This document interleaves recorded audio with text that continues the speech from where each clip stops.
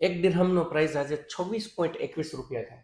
તમે ઘણી વખત કહેતા હોય કે સાહેલભાઈ દુબઈમાં જ પ્રોપર્ટી શું કામ, તો એનું સૌથી મોટું કેલ્ક્યુલેશન સમજાવું. આવો, એક વર્ષ પહેલા અગર 19 મે 2025માં એક દિરહમનો પ્રાઇસ જોવો ને તો 23.27 રૂપિયા હતો, રાઈટ.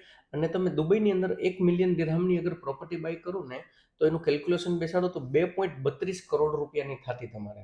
અને આજે એક દિરહમનો પ્રાઇસ 26.21 રૂપિયા છે. અને આજે 1 મિલિયન દિરહમની અગર કેલ્ક્યુલેશન કરો તો 2.62 કરોડ રૂપિયા થાય છે. નિયર અબાઉટ તમે આમનું અને આમનો ડિફરન્સ જોવા જાવ ને તો 29 લાખ રૂપિયાનો નિયર અબાઉટ ડિફરન્સ થાય છે. પર્સન્ટેજ કેલ્ક્યુલેશન કરો ને તો 13%નો એક વર્ષમાં તમારો પ્રોફિટ છે.